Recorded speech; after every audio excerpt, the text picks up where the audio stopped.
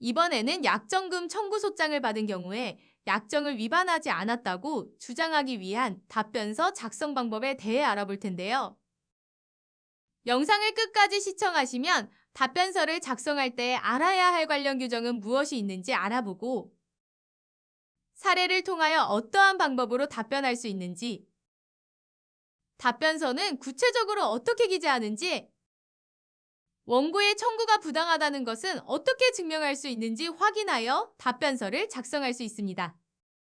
그리고 샘플과 함께 영상을 시청하시면 내용들을 더욱 쉽게 이해할 수 있습니다. 사람들과 어울려 살아가다 보면 여러 가지 계약을 체결하게 되는데요. 하지만 계약의 내용에 대하여 어떻게 해석해야 하는지는 계약 당사자 간의 의견이 나뉘기도 합니다. 계약 사항을 위반하지 않았는데 상대방이 억지로 위반하였다고 주장한다면 어떻게 해야 할까요? 이러한 상대방의 주장을 반박하기 위하여 명시된 사항을 위반하지 않았다는 사실을 구체적으로 주장해야 합니다. 이번에는 부정행위와 관련된 약정을 위반하였다고 판단하기 어려운 상황임에도 약정을 위반하였다고 약정금을 청구할 경우 어떻게 답변해야 하는지 영상을 통해 알아보도록 하겠습니다.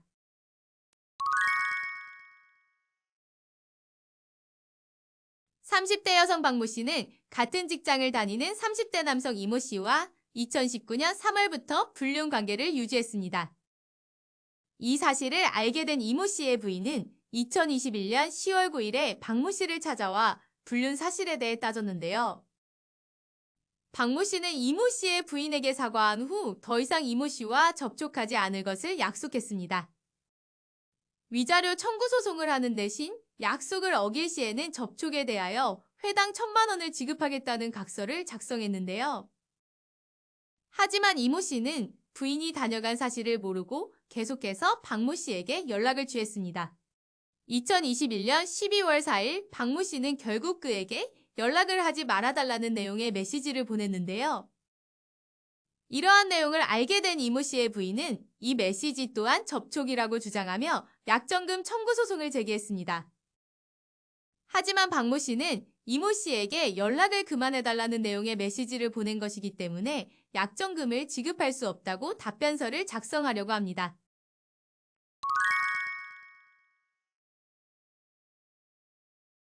우선 피고가 원고의 청구를 다투는 경우에는 소장 부분을 송달받은 날부터 30일 이내에 원고의 청구를 반박하는 내용을 기재한 답변서를 제출해야 합니다.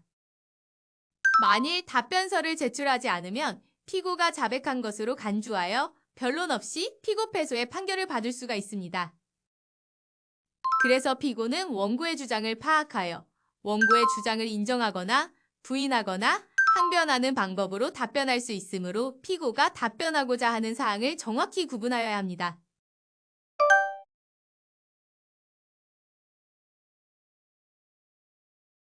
그리고 부인하는 사실이나 항변에 대해서는 그 이유가 무엇인지 증거자료를 통하여 구체적으로 반박하여 입증하여야 합니다.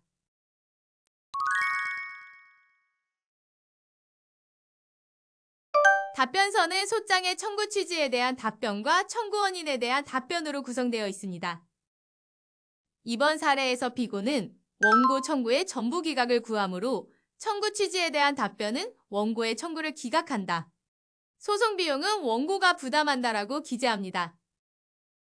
다음, 청구 원인에 대한 답변은 내가 원고의 주장에서 어떤 부분을 반박할지 간단 명료하게 작성하는 것이 중요하므로 목차로 나누어 함께 작성해 보겠습니다. 우선 원고 주장의 요지는 원고가 소장을 통해 피고에게 무엇을 청구하고 청구한 이유가 무엇인지 간략하게 기재합니다. 그리고 이러한 원고의 주장에 대하여 내가 인정하는 부분과 부인하는 부분을 나누어 나의 답변 방향을 알리기 위한 항목입니다. 이번 사례에서 원고의 주장은 피고가 원고의 배우자 이모 씨와 연락할 경우 원고에게 1,000만 원을 지급하기로 약정하였으나 피고가 이모 씨와 연락하여 약정을 위반하였기 때문에 1,000만 원을 지급하라는 것입니다.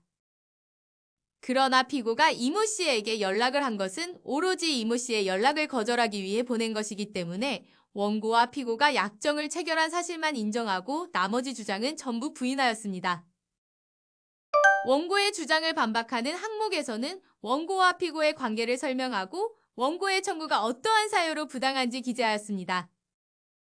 가장 먼저 사건의 배경을 파악하기 위한 원고와 피고와의 관계에서 원고는 소외 이모 씨의 배우자이고 피고는 이모 씨와 연인 관계였던 사임을 기재하였습니다. 다음 사건의 발생 경위는 원고의 주장들이 어떠한 이유로 사실과 다르고 부당한지를 확인하는 항목입니다. 그래서 피고는 이모 씨가 이혼한 줄 알고 만났지만 원고의 연락으로 이모 씨에게 가정이 있는 것을 알게 된 사실, 피고는 이모 씨를 만나지 않겠다고 원고와 약정하였고 이모 씨는 피고에게 계속해서 연락을 취한 사실, 결국 피고가 이모 씨에게 연락을 거절하기 위해 문자를 보낸 사실을 순서대로 기재하였는데요. 그리고 피고가 발송한 문자 메시지를 함께 첨부하여 피고는 이모 씨에게 단순히 거절해 의사표시를 한 것을 설명하였습니다. 이렇게 피고는 이모 씨와 더 이상 연락하지 않을 것을 원고와 약정하였고 피고는 이모 씨에게 거절의 의사를 전달하였으므로 원고와의 약정을 위반하지 않았다고 주장할 수 있습니다. 그러므로 소결로는 피고는 이모 씨에게 거절의 의사를 표시한 것이므로 만나지 않기로 약정한 약정사항을 위반하지 않았다고 원고의 주장을 반박하였습니다. 마지막으로 결론은 위에서 작성한 청구원인에 대한 답변 내용에 따라 원고의 청구를 기각하여 달라고 기재하여 답변서를 완성합니다. 입증 방법이란 나의 주장을 입증할 수 있는 증거를 말하며 청구원인에 대한 답변에서 함께 기재해 주었던 증거들을 순서대로 제출합니다. 그리고 모두 작성한 답변서는 사건이 진행 중인 법원에 제출합니다.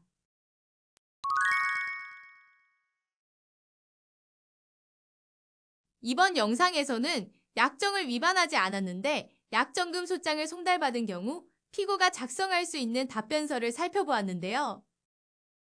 좀 이해가 되셨나요?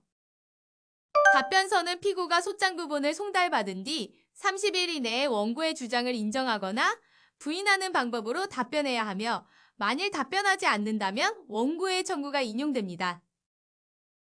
그래서 이번 사례에서 피고는 원고와의 약정을 사실상 위반하지 않았기 때문에 원고의 주장이 부당하다고 답변했습니다.